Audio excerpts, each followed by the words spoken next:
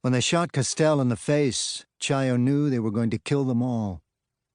Castel had just pulled off his dirty T-shirt and was waving it over his shaved head, screaming they were students, normalistas, all unarmed, when the shot rang out. It was a high sound, clear and cutting, nothing like Chayo had ever heard before. A church bell ringing. Castel looked surprised, staring upward into the softening sky, when he fell. Moments before, he'd stepped off the bus right into the burning bright headlights of the municipal police truck that had blocked their way. Chayo had marveled at how pale Castel was in those lights, his skin smooth and perfect and shiny like a new peso. How small and thin he looked, too, though he was 3 years older and ready to graduate. His glasses had sat crooked on his face as he yelled, big old ones his abuelo might have worn, and they were just as shiny as his skin, reflecting everything and nothing at all, since beyond that circled glow, the intersection, the whole of the world, was nothing but shadows. Shadows so deep that the men surrounding them were only the barest hints of secret movement.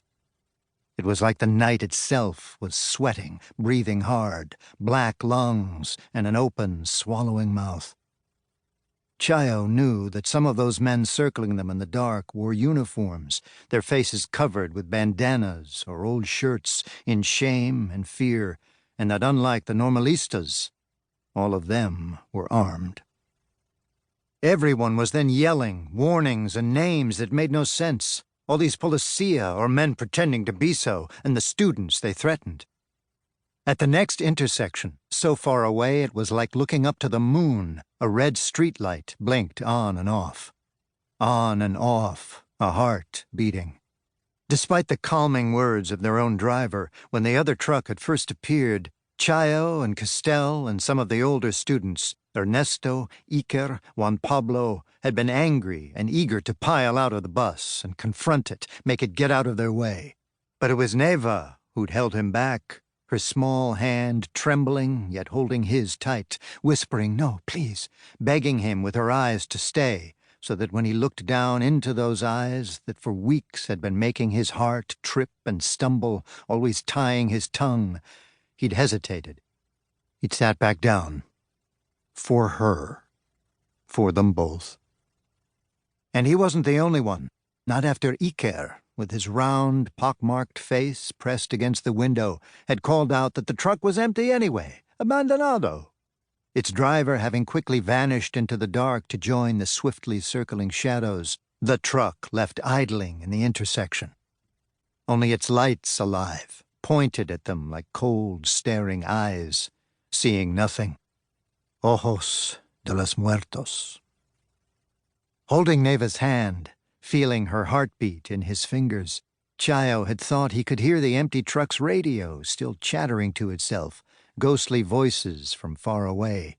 A mouthful of static, phantasmas whispering in the hot night and the empty air, murmuring about them, 2 busloads of young students trapped in the street.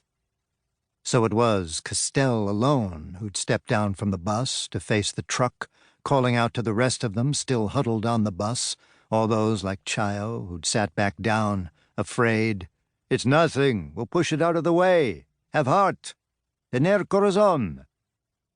Castel, who was going to teach in Chiquero later in the year, who liked Navalina oranges more than anyone Chayo had ever known.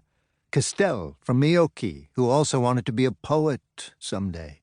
Castel, who had never listened to anyone about anything and made everything an argument, smiling as he did so, the gap between his 2 front teeth far too wide. Castel, who took off his shirt to wave wildly in front of him. Un pequeño torero. Only Castel, whose voice was far too big for that small, exposed body, surrounded by light, naked. "We're unarmed. Who do you think you are? The night cannot hide you. We see all of you." Los vemos a todos ustedes. But Chayo couldn't see anything, not really. The night was too dark. It had become this living thing, with its black lungs and beating red streetlight heart and hot open mouth. And ojos de los muertos. The night had come alive to swallow them whole and make them disappear.